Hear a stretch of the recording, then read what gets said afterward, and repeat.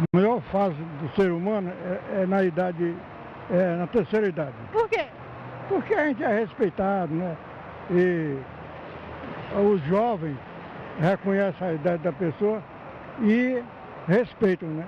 Nós não somos bem tratados, não. As pessoas adolescentes, se eles estão no ônibus, a gente chega, eles não dão nem a cadeira para a gente sentar. Eles fingem que estão dormindo para não dar cadeira para a gente sentar. Não é todo mundo que respeita os idosos. A maioria deles não respeita, passa por cima assim que nem passa por cima do cachorro.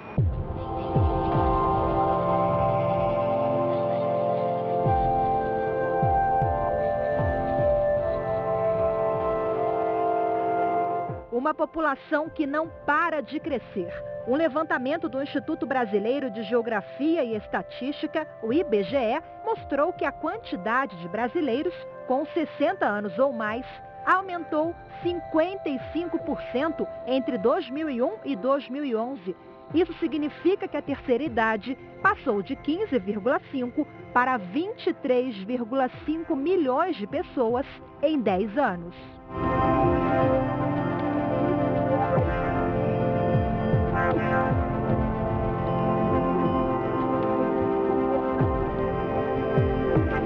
É melhor idade, porque menos responsabilidade para a vida da gente. Mas é muito difícil pela saúde. Eu acho que é o melhor que tem. Eu acho, né? Tem tempo para tudo, né? Tem tempo para fazer tudo. Ainda sobra tempo. Com os últimos dados divulgados em 2012, a terceira idade, ou a melhor idade para alguns, passou a representar cerca de 12% da população total do Brasil, que é de aproximadamente 195 milhões de pessoas. Em 2001, o grupo de pessoas com 60 anos alcançava apenas 9% da população do país. E com o crescimento no número de idosos, cresce também, mesmo que de forma tímida, o número de políticas públicas em benefício da terceira idade. A Lei Orgânica de Assistência Social, a LOAS, e o Estatuto do Idoso são alguns exemplos de iniciativas em prol dos idosos. Quem não recebe aposentadoria nem ajuda da família e precisa se sustentar, pode receber um salário mínimo por mês da Previdência Social. A aposentadoria de hoje não está valendo mais nada. Porque mal para quem vive de aluguel, mal para pagar aluguel, água, luz e algumas continhas. Tá pouco. Para quem tem a casa e mora do lado dos filhos, dá certo. Mas se for para ele sozinho, fica difícil. Muito difícil esse salário. Devido à idade, há muita doença nas pessoas idosas e muito remédio. Os remédios são muito caros. O benefício para idosos e deficientes carentes está previsto na Constituição e na Lei Orgânica de Assistência Social, a LOAS. Ele é concedido aos idosos, assim como para os portadores de deficiência incapacitados para o trabalho. De acordo com a lei, para ter direito, é preciso que a renda familiar per capita seja inferior a 1/4 do salário mínimo. Esse cálculo considera o número de pessoas que vivem na mesma casa: filhos, cônjuge, irmãos, menores e inválidos. O critério de renda caracteriza a impossibilidade de se autossustentar e de sua família garantir o sustento do idoso. Na realidade, a gente não conhece o Brasil todo, mas esse 1/4 salário mínimo em 93 era o quadro que o Brasil tinha mesmo. Entendeu? O Brasil, em 93, não tinha os programas de transferência de renda que existe na última década aí, né? Que o Brasil criou vários tipos de transferência de renda para justamente tirar as famílias da pobreza. Mas na época, em 93, que foi quando foi instituída a lei das organizações, da organização da assistência social, realmente 1/4 salário família era realmente a condição dos brasileiros mesmo, que eram uma boa parte da população era realmente tida como famílias de miseráveis mesmo. Só que isso hoje, em 2013, de 2012 para 2013, essa realidade hoje mudou. E em abril deste ano, esse critério para o recebimento do benefício foi julgado no Supremo Tribunal Federal. A Corte declarou inconstitucional a regra prevista na Lei Orgânica da Assistência Social, a LOAS, e concluiu que o Congresso Nacional deve aprovar uma nova norma para regulamentar o direito garantido aos que não têm condições financeiras de se manter. Para a maioria dos ministros, considerar renda per capita de 1/4 do salário mínimo fere o princípio constitucional da igualdade de direitos. A Corte também entendeu que o critério está defasado para caracterizar a situação de miserabilidade. Isso porque o Estatuto do Idoso diz que todo idoso tem direito ao salário mínimo previsto na LOAS. Consequentemente, o tribunal reconheceu ainda a inconstitucionalidade do parágrafo único do artigo 34 do Estatuto do Idoso. Ele estabelece que outros benefícios concedidos a qualquer integrante da família não será considerado para fins do cálculo de renda familiar per capita a que se refere a LOAS. Isso corrigiu uma injustiça e um critério defasado que existia na época da LOA, que é de 1993. Porque no artigo 20 da Lei 8.742, que é a lei da LOAS, previa no seu artigo 20 que na renda familiar do idoso ou do deficiente, que tenha idosos e deficientes, que busque o benefício da assistência social, né, só poderiam pleitear mais de um benefício na família se a renda familiar, né, dos componentes da família fosse até 1/4 do salário mínimo. Né. Em 2003, com o Estatuto do Idoso, prevê que o idoso acima de 65 anos pode pedir, mesmo que não tenha contribuído para a Previdência, possa pedir o benefício de um salário mínimo. Só que em 2003, a LOA no Estatuto do Idoso só trata dos idosos. E com isso, havia assim, critérios, né, um critério defasado, porque 1/4 do salário mínimo hoje no Brasil, em que o governo federal e os governos estaduais e municipais estão transferindo renda de Bolsa Família, Bolsa Escola, ou outro tipo de bolsas que são transferidas para o governo para as famílias, esse 1/4 do salário mínimo para uma renda familiar, como bem julgado pelo Supremo Tribunal Federal, passou hoje para um valor equivalente a meio salário mínimo.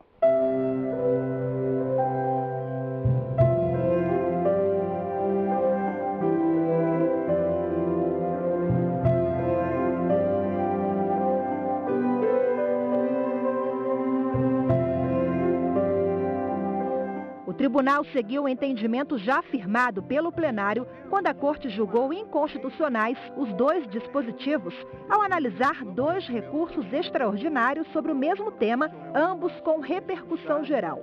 Apesar de reconhecer a inconstitucionalidade do critério de cálculo do benefício, o plenário não declarou a nulidade das regras. Caberá agora ao Congresso Nacional ditar as novas orientações sobre o tema. A decisão foi durante julgamento de 2 recursos extraordinários ajuizados pelo INSS. O Instituto Nacional de Seguridade Social questionava o benefício pago a 2 segurados. O julgamento foi retomado em abril deste ano com o voto vista do ministro Luiz Fux. Ele negou provimento aos 2 recursos, alegando que o artigo da LOAS era incompatível com a Constituição Federal. A solução dessa questão, ela se baseia no artigo 203, inciso 5º da Constituição Federal, que exatamente estabeleceu que a assistência social será prestada a quem dela necessitar, independente de contribuição à Seguridade Social, e ter por objetivo, 5, a garantia de um salário mínimo de benefício mensal à pessoa portadora deficiente, ao idoso, que comprovem não possuir meios de prover a própria manutenção ou de tê-la provida por sua família, conforme dispuser a lei. Então, a lei que generalizadamente se denomina a Lei do LOAS, ela estabeleceu exatamente no artigo 20 que o BPC, o benefício da prestação continuada, é a garantia de um salário mínimo mensal à pessoa com deficiência e ao idoso com 65 anos ou mais que comprovem não possuir meios de prover a própria manutenção nem de tê-la provida por sua família. Mas o cerne da questão está exatamente no parágrafo 3º. Considera-se incapaz de prover a manutenção da pessoa com deficiência ou idosa a família cuja renda mensal per capita seja inferior a 1/4 do salário mínimo.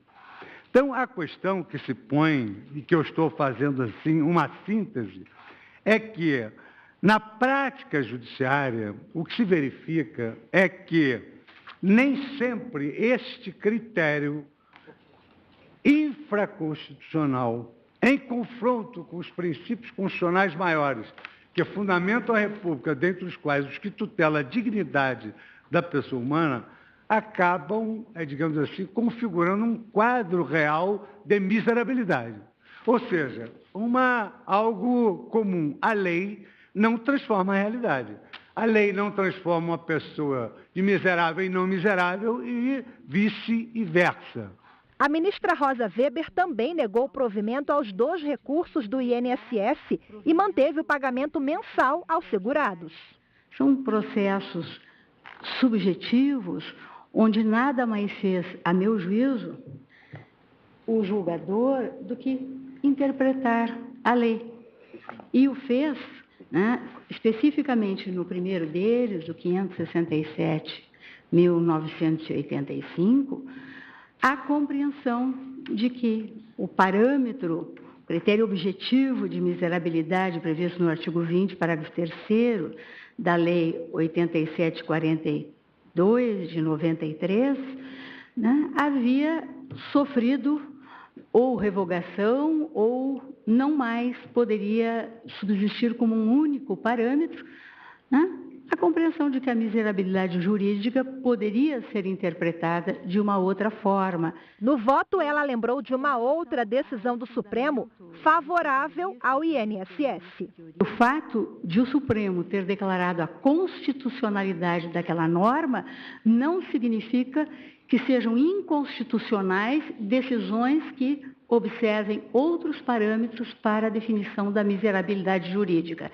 Se a norma foi declarada constitucional por decisão do Supremo Tribunal Federal, tomada em controle concentrado de constitucionalidade, insuscetível de rescisão, qualquer juízo em sentido contrário para afirmar a sua ilegitimidade dependeria da configuração de algum pressuposto de inconstitucionalidade superveniente, ou seja, ou a mudança de realidade social, em que atuam a norma constitucional e a norma infraconstitucional, ou a mudança do parâmetro normativo constitucional, que pudesse acarretar a não recepção e, portanto, a revogação do artigo 20, parágrafo 3º da Lei 8.742, de 93. Nada disso, todavia, ocorreu no caso. Não há sustento algum, portanto, para um juízo de inconstitucionalidade superveniente, no meu entender. O ministro Ricardo Lewandowski acompanhou a divergência e também deu provimento ao recurso do INSS. Ele entendeu que uma possível flexibilização no pagamento do benefício de alguns segurados poderia trazer prejuízos para os cofres públicos. É um fenômeno demográfico interessante, está havendo uma mudança no perfil demográfico, no sentido de que há um aumento de pessoas idosas, sobretudo nos países avançados, mais desenvolvidos economicamente e em desenvolvimento. Isso está acontecendo no Brasil também. Se nós aumentarmos ou deixarmos ao magistrado local criar ao seu talante um benefício previdenciário, sem observar o que dispõe o artigo 195, parágrafo 5º da Constituição, sem indicar recursos, o Brasil irá à falência, irá à bancarrota, rapidamente. O ministro Gilmar Mendes propôs a fixação de prazo para que o Congresso Nacional elaborasse uma nova regulamentação sobre a matéria. Ele queria que a validade da regra fosse até 31 de dezembro de 2015, mas essa proposta não foi adiante. Sugiro que se dê esse prazo para que o legislador faça uma reavaliação completa do sistema. O tribunal não está agora genericamente fixando novos critérios. Por quê? Porque, de fato, precisa de fazer um reajuste. Até, se for o caso, para rever esse modelo do parágrafo único do artigo 34 do Estatuto do Idoso. Porque, do contrário, ele está criando um privilégio. Eu diria apenas que a lei perfeita, na visão leiga, está no âmbito da utopia. Pelo texto claríssimo da Carta da República, nós não podemos fixar prazo para atuação na inconstitucionalidade por omissão, considerado outro poder. Podemos sim, quando se trata de omissão de autoridade administrativa, mas vamos fixar prazo para o Congresso legislar, desgastando o Supremo, como vem ocorrendo nos últimos tempos, Se nós protrairmos no tempo a validade dessa lei, nós estamos dizendo, ou estaremos sinalizando, que nós podemos admitir que a dignidade da pessoa humana no que tange aos idosos pode ficar em suspenso 2 anos. Isso me parece absolutamente inaceitável, data vênia. Esse é um aspecto. Tem outros aspectos a ventilar oportunamente. Se nós estamos dizendo que a lei vai continuar em vigor e que o legislador terá que suprir omissões, eu não vejo razão nenhuma para estabelecer prazo de modulação. São tantas as situações, as violações aqui ao princípio da isonomia, ao princípio da dignidade humana, foram reconhecidas pelo Supremo Tribunal Federal. E exatamente para que não permaneçam essas violações, é que o juiz pode, no caso concreto, e durante esse período de vácuo legislativo, avaliar o que deve ser feito no caso concreto. Mutatis mutandis, foi isso que se estabeleceu. Em segundo lugar, o direito não pode viver distante da realidade. A realidade hoje é exatamente essa. É uma realidade que reclama que haja efetivamente essa modulação. Por maioria, o tribunal decidiu que parte da lei não está de acordo com a Constituição Federal, mas os ministros não definiram prazo para que o Congresso Nacional se manifestasse sobre as novas regras para a concessão do benefício. O voto do ministro Gilmar Mendes, relator da reclamação, prevaleceu no julgamento. Ele declarou a inconstitucionalidade de parte da lei, porque entendeu que a norma trazia problemas de isonomia na distribuição dos benefícios. Imagine-se a situação hipotética, eu dizia, o ministro Fux releu isso ontem, de 2 casais, ambos pobres, sendo o primeiro composto por 2 idosos e o segundo por um portador de deficiência e um idoso. Conforme a dicção literal do referido artigo 34, quanto ao primeiro casal, ambos os idosos têm direito ao benefício assistencial de prestação continuada. Entretanto, no segundo caso, o idoso casado com deficiente não pode ser beneficiário do direito se o seu parceiro portador de deficiência já recebe o benefício. Isso claramente revela a falta de coerência do sistema, tendo em vista que a própria Constituição elegeu os portadores de deficiência e os idosos em igualdade de condições como beneficiários desse direito. O ministro considerou que há omissão legislativa parcial em relação ao parágrafo 3º do artigo 20 da LOAS. Ele observou ainda que ao longo de vários anos, desde a sua promulgação, a norma enfrentou mudanças, entre outros setores, na economia e na política do país. Trata-se de uma inconstitucionalidade que é resultado de um processo de inconstitucionalização decorrente de notórias mudanças fáticas, políticas, econômicas e sociais e jurídicas, sucessivas modificações legislativas dos patamares econômicos utilizados como critérios de concessão de outros benefícios assistenciais por parte do Estado brasileiro. E sobre o mesmo tema, o plenário também julgou a reclamação número 4.374, ajuizada pelo INSS, o Instituto Nacional do Seguro Social. O objetivo era suspender o pagamento de um salário mínimo por mês a um trabalhador rural de Pernambuco. O benefício foi concedido pela turma recursal dos Juizados Especiais Federais de Pernambuco e foi mantido no julgamento pelo Supremo. Essa inconstitucionalidade, eu acho que realmente ela veio para corrigir essas distorções, né? Agora, cabe às entidades que defendem os direitos dos deficientes e às entidades que defendem os direitos dos aposentados e dos idosos, que são contribuintes ou não da Previdência, pressionar o Congresso Nacional para que seja criado um critério mais atual do que vem a ser composição per capita da renda familiar. Né? Com isso, isso precisa ser feito, porque o Supremo ele não legisla, ele simplesmente declarou inconstitucional. O tribunal entendeu que considerar a renda de 1/4 do salário mínimo por pessoa fere o princípio constitucional da igualdade de direitos. Isso porque o Estatuto do Idoso diz que todo idoso tem direito ao salário mínimo previsto na LOAS, mas deixa claro que esse benefício social não é considerado para o cálculo formal da renda. foi considerado inconstitucional o parágrafo 3º do artigo 20 da Lei Orgânica da Assistência Social, a LOAS. Ela determina como critério para concessão de benefício a idosos ou deficientes a renda familiar mensal per capita inferior a 1/4 do salário mínimo. Os ministros também consideraram inconstitucional o parágrafo único do artigo 34 da Lei 10.471 de 2003, conhecida como Estatuto do Idoso.